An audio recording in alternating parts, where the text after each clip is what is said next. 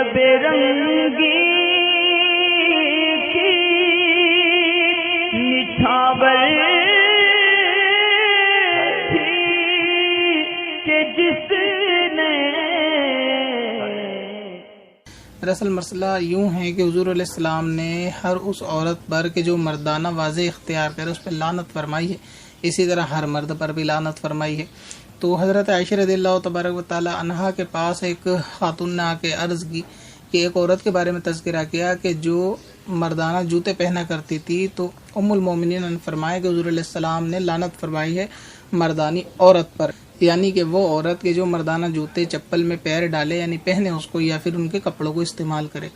تو اب یہ استعمال کرنا چاہے چار دیواری کے اندر ہو یا پھر علی اعلان باہر ہو، دونوں صورتوں میں جس حدیث پاک کے اندر لعنت کا ذکر ہوتا ہے تو اس کا حکم بنسبت دوسری حدیثوں کے سخت ہوتا ہے. لہٰذا وہ اسلامی بہنیں جو گھر میں رہتے ہوئے بھی چھت پہ جانے کے لیے یا اپنے گھر میں ٹہلنے کے لیے، دوسرے آنگن وغیرہ میں گھومنے کے لیے اور آدمیوں کے جینس کے چپلوں کے اندر پیر ڈالتی ہیں تو وہ گناہ گار ہیں، ان کو یہ ایسا نہیں کرنا چاہیے.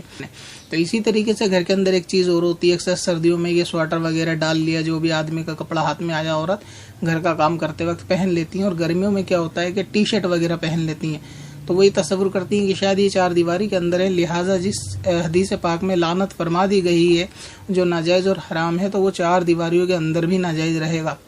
یہ قاعدہ آپ جو ہے وہ خیال رکھیں. اس لیے اسلامی بہنیں جو گرمی کے موسم میں کام کرتے وقت، کپڑے وغیرہ دھوتے وقت ایسی آدمی کی ٹی شرٹ جو ہے وہ پہن لی صفائی کرتے وقت اوپر سے، یا شرٹ وغیرہ ڈال لی، تو یہ بھی ان کے لیے جائز نہیں ہے. اعلیٰ حضرت امام اہل سنت امام عشق و محبت نے فتاوی رضویہ شریف میں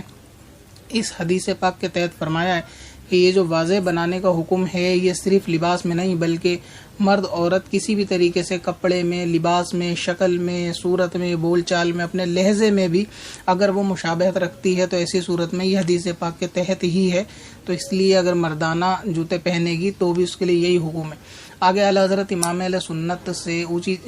ہیل کی جو سینڈل ہوتی ہے اس کے بارے میں حکم پوچھا گیا کہ ایسا مردانہ جوتا جو اونچی ایڑی کا جوتا ہوتا ہے اگر اس کو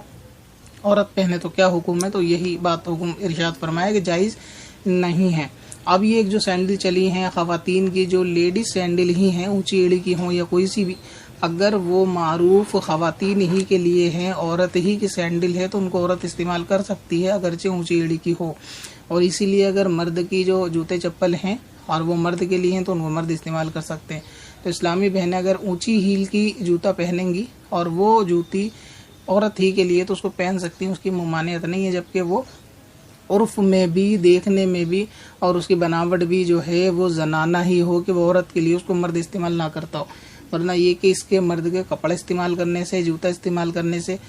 بچنا چاہیے. یہاں تک کہ مردانہ آواز بنانے سے بھی عورت کی ممانعت ہے. اور چپل، سویٹر، ٹی شرٹ وغیرہ نارملی مردانہ کوئی بھی چیز استعمال کر لیتی ہیں تو ان کے لیے وہ ممانعت ہے اور گناہ گار ہے.